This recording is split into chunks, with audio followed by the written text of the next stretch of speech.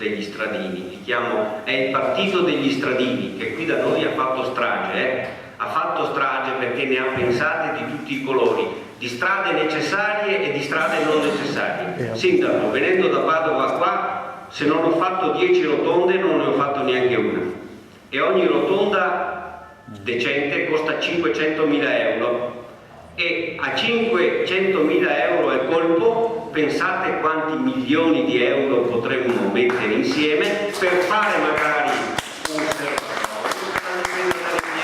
una cassa di espansione per la difesa dalle piene, per fare quello che nostro nonno e anche forse nostro padre faceva, perché riteneva che la questione della difesa idraulica era assolutamente prioritaria e che noi invece abbiamo messo da parte, salvo ovviamente essere così ipocriti il giorno del disastro di piangere, meglio alla televisione che non in privato.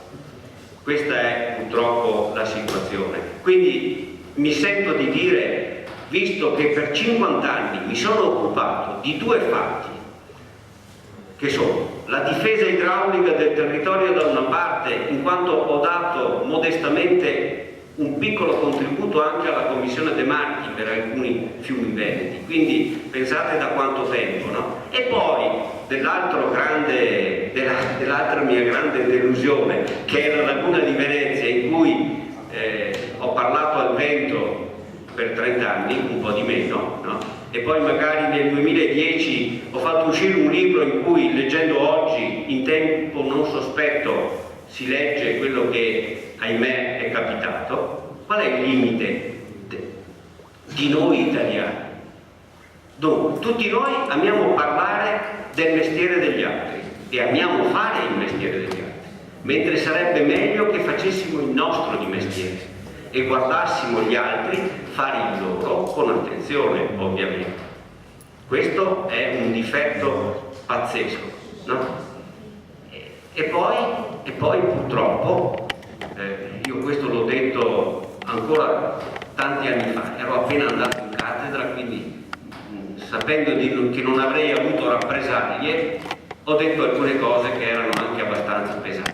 Questa nostra società è gravata da un connubio incestuoso fra la politica, la tecnica e la finanza. Perché qui da noi le cose capitano in questo modo.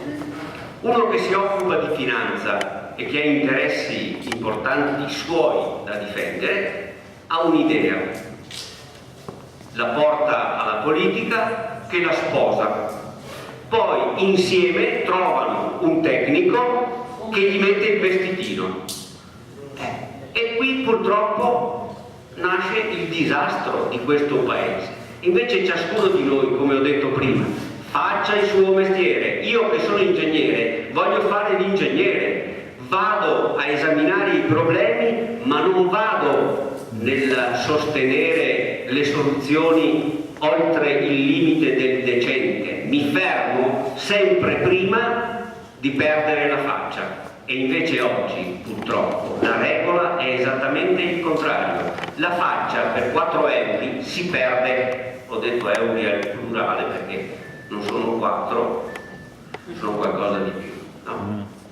Io vi inviterei a ritornare un po' indietro, e credo che sia ridicolo in una società che parla a ogni piè sospitto di antifascismo e di qua e di là, dover dire nel campo idraulico che le ultime grandi opere fatte nel campo della difesa idraulica le ha fatte lui. È ridicolo questo? Grazie professore.